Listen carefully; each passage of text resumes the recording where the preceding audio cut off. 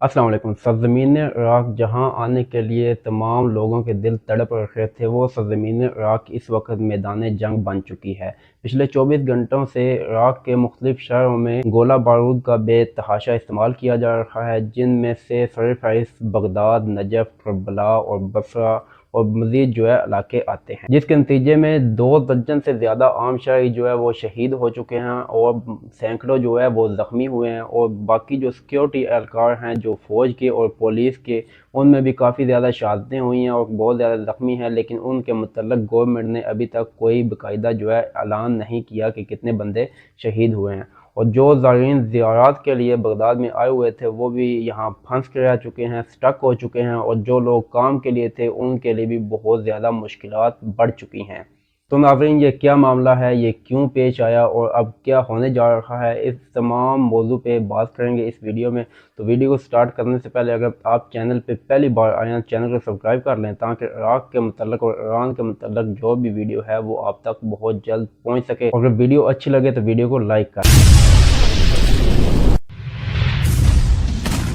नाज़रीन, इराक़ की मौजूदा सबसे बड़ी और मकबूल तरीन सियासी जमात के सरबराह सैयद मुक़्तदा अल सदर ने कल जब हुकूमत के ओछे हथकंडों से तंग आके सियासत से किनारा कशी का ऐलान किया, जब उन्होंने सियासत से वॉकआउट का ऐलान किया, तो उनके चाहने वाले, जो उनके फॉलोअर्स थे, वो बहुत ज़्यादा गुस्से में आ गए और वो हुकूमत पे चढ़ दौड़े।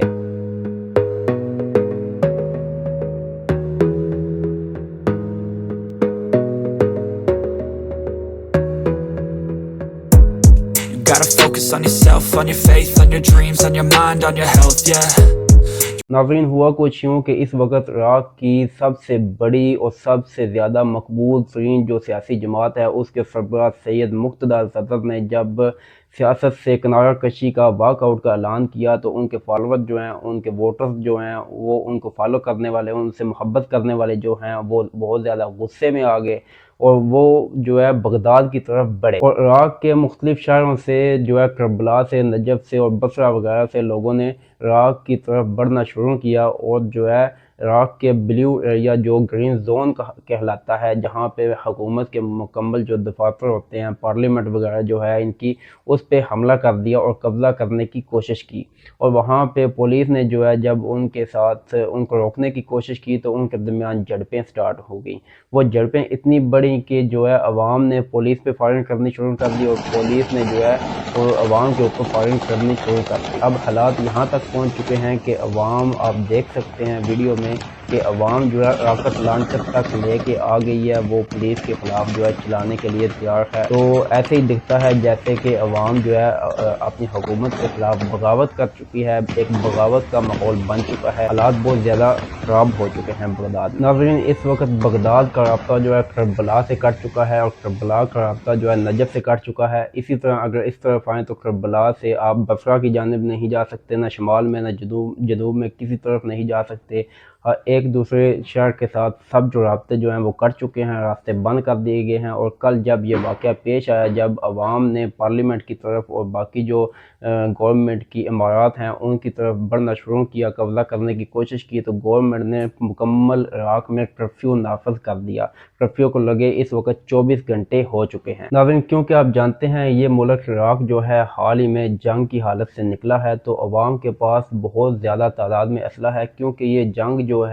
अवाम ने ज़्यादा लड़ी है और इनकी फ़ौज ने, इनके इदारों ने कम लड़ी है। तो वो असला अब वो लोग हुकूमत के ख़िलाफ़ इस्तेमाल कर रहे हैं। तो कल रात से मैं यहाँ बगदाद में मौजूद हूँ। कल रात से पूरे बगदाद में बस रॉकेट लॉन्चर के चलने की और बाकी गोलियाँ चलने की आवाज़ सुनाई दे रही है। सियासी रहनुमा सैयद मुक़्तदा अल सदर ने कल जब सियासत से वॉकआउट का ऐलान किया, तो उनका कहना था कि मैं इस मुल्क में इस्लामी निज़ाम लाना चाहता हूँ, मैं ये चाहता हूँ कि ये मुल्क खुद मुख्तार हो, मैं ये चाहता हूँ कि अमेरिका की ग़ुलामी ना की जाए। तो ये जो लोग हैं, ये जो अमेरिका के एजेंट हैं, जो हुकूमत है, ये मुझे ये सब कुछ नहीं करने देंगे, तो लिहाजा मैं सियासत से वॉकआउट करता हूँ। تو جب ان کے چاہنے والوں کو پتہ چلا تو وہ تمام اسلحہ لے کے وہ حکومت پہ چڑھ دوڑے۔ تو ناظرین میں بتاتا چلوں سیم جو ہے سری لنکا والی صورتحال بن چکی ہے۔ عوام کہتے ہیں کہ ہم نے جو ہے جتنے بھی حکمران ہیں موجودہ ان کو کاٹ دینا ہے، ان کو مار دینا ہے، ختم کر دینا ہے، اور موجودہ حکمران جو بھی ہیں وہ چوہوں کی طرح بلوں میں